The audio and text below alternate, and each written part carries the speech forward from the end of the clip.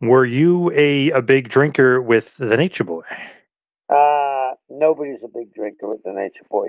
I mean, I would go out and party with Rick, but Rick was Ted Williams at batting and drinking, and I was Rudy Kazudi, and the rest of us were too. I mean, I never seen anybody with his capacity. I've been with Rick, and he's walked into a place. There was a very diner in Buckhead that everybody used to go to. All the athletes that played in the Atlanta teams were in there, and I would see Rick walk in and say, double, 100 double kamikazes, and he'd pass it out to people, and that wasn't the only order he would have, you know what I mean? And, I saw Rick put a lot of people to bed. Love it. He, As you know. yeah, he's definitely known. I think that's one of the things that everyone always says about Flair too. Like, huge party animal, but somehow makes it to the show, and the main event still puts on a 5-star match and still doing that.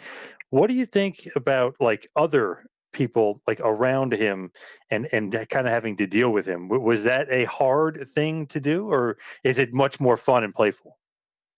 When you're, uh, here's what I often say. When we started to do the Great American Bash tours, I think the first year we were on 72 towns in a row, and we were flying private. When we got to the West Coast, we settled in Vegas, so we would fly to L.A. back to Vegas. We would fly to San Jose, back to Vegas. We would fly to San Francisco, back to Vegas. We do about towns in California, then we do Portland, fly back to Vegas.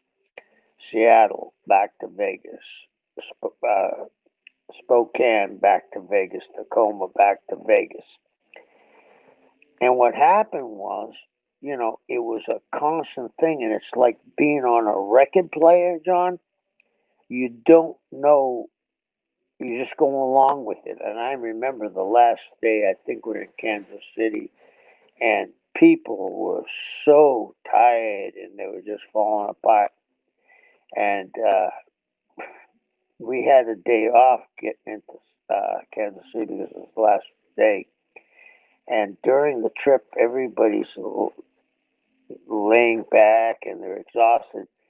Rick is up with robe on, nothing else, dancing the aisles, starts a party, and everybody's blotto by the time we land and we go to the hotel and start again. Rick is he's the he's the Energizer Bunny with the nuclear battery in it. He's just nonstop. They always say with him and traveling around and stuff, he'd have the robe and nothing else on. He's very Yeah, proud of himself, right? He had a lot of stuff to be proud of, if you will. I we were one of the times Rick and I. It was me, Rick, JJ, and I'm not sure if it was on. There was one other guy from the Crockett's, and we were going because Mantell was running. David Manning, rather, from Dallas office, was running St. Martin, and uh, what happened was we went down there, but Rick and I and JJ flew first class to Puerto Rico, and then from Puerto Rico we flew to St. Martin. Well, we had the same crew that landed in Puerto Rico that were going on to St. Martin. Well, Rick had lit them all up, and we had an hour layover. And Rick goes up with the pilots. Rick had walked out with just the robe on, doing his dance with his shoes on.